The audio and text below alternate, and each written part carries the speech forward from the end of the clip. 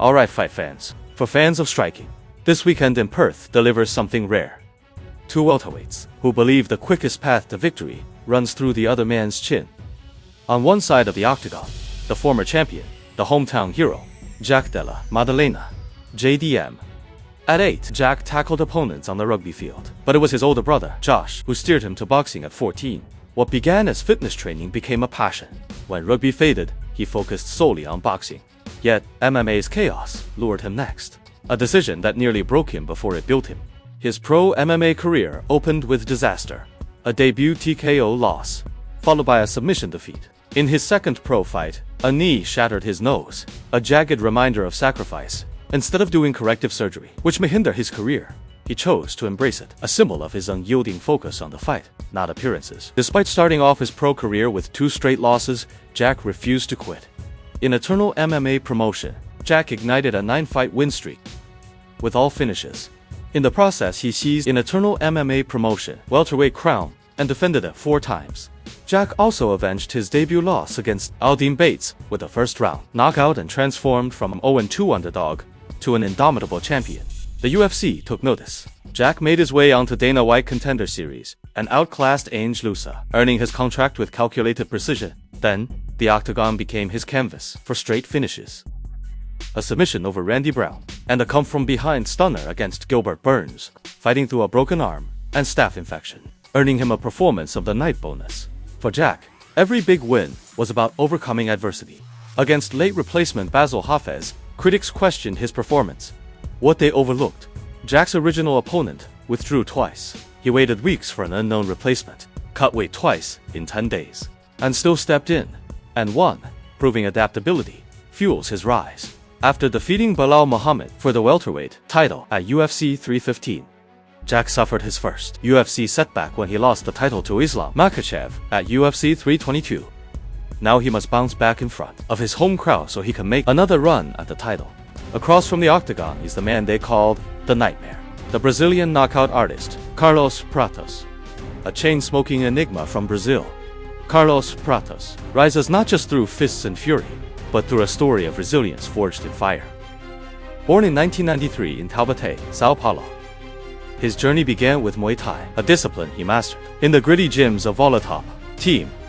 At 19, he chased greatness to Thailand, fighting 103 times in 6 years, honing his skills by fighting day in and day out, becoming the nightmare for his opponents. After finding success in Muay Thai, Carlos transitioned to MMA to seek bigger opportunities. However, when Carlos first entered MMA in 2012, he was a man adrift. Bouncing between weight classes, he struggled to make featherweight and lightweight. Perhaps it was due to a lack of experience or the extreme weight cut that hindered his performance. His career stalled with a middling 5 wins and 5 losses. But failure became fuel. Returning to Muay Thai, he dominated Asia's rings, then stormed back to MMA in 2015. This time, as a welterweight, he finally found his true weight class. Reinvented as a welterweight, Carlos became a predator, a rebirth forged in fire. Carlos left a trail of knockouts. In 2021, he stormed SFT promotion. He defeated the welterweight champion Dengue Silva. Then he moved on to LFA, collecting a pair of knockouts both in the first round. Dana White took notice and a Contender Series call followed, and Carlos answered with second-round KO of Mitch Ramirez. Carlos finishes Trevin Giles in his UFC debut, then starches Charles Radke in the first round. He then faced top Chinese fighter and UFC veteran Li Jingliang and dominated the Leech like no one has ever done in a stand-up fight. Then came Neil Magny, the division's top 15 gatekeeper. Carlos finished him in the first round with ease. At welterweight, Carlos isn't just winning, he is rewriting the rules of violence. Behind the violence lies a mind sharpened by the fighting nerds, training alongside killers like Caio Borralho and John Silva. Carlos continues to improve and evolve as a MMA fighter. Yet, his chain-smoking habits baffles physiologists as he smokes 15 cigarettes a day, yet trains like a madman behind closed doors. Is it a gimmick or sheer defiance to show his individuality? After losing a decision to Ian Machado, Gary, Carlos has racked up 2 impressive knockouts over top 15 mainstay Jeff Neal and former welterweight champion Leon Rocky Edwards. Now, with 6 wins and just 1 loss in the UFC welterweight division, he takes on another former champion, JDM. With a win over JDM, he may very well be next in line for a shot at Islam Makhachev. So how do the two fighters match up? Let's take a look at their strengths and weaknesses. JDM, a boxer's boxer, in a sport that often forgets how devastating clean fundamentals can be. A former UFC welterweight champion, averaged 6.62 significant strikes landed per minute across his title-winning run. His blueprint was laid out against Kevin Holland. Holland, long and tricky. JDM walked forward, cut the cage, and applied relentless pressure. He won a split decision by landing the cleaner power shots over 3 rounds. That pressure, that pocket presence, that is his signature. He also averages 1.64 knockdowns per 15 minutes, 4th all-time among welterweights. He walks you down, then tears through the body and the chin. Carlos offers a different problem entirely, a traditional Muay Thai striker with more than 100 professional fights in Thailand. That experience shows in how he manages distance, how he attacks from angles most welterweights don't possess.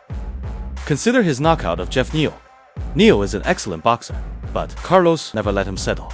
With 1 second left in the first round, Carlos landed a spinning back elbow flush on Neal's forehead, knocking him unconscious. He lands 55% of his significant strikes, and 78% of his career wins have come by knockout. So where does this fight get decided? For JDM, the path is clear. Close the distance, smother Carlos' kicking range, attack the body early and often. If he can turn this into a phone booth fight, by the second round, his punch volume and body work could break Carlos's rhythm entirely. For Carlos, the key is discipline. Maintain kicking range behind the 78-inch reach. Chop the lead leg every time JDM steps forward. Land the straight left and the teep kick to freeze entries. And if JDM gets reckless, Prates has shown he can end the fight with a single strike. His one-punch knockout power is the great equalizer in any round. A boxer who breaks down long-range strikers by walking them down. A Muay Thai specialist who neutralizes boxers by removing their foundation. This weekend in Perth, you don't need to pick a winner. Just watch two masters solve each other's puzzle in real time. Thank you for watching. Please like and subscribe to the channel. Until next time.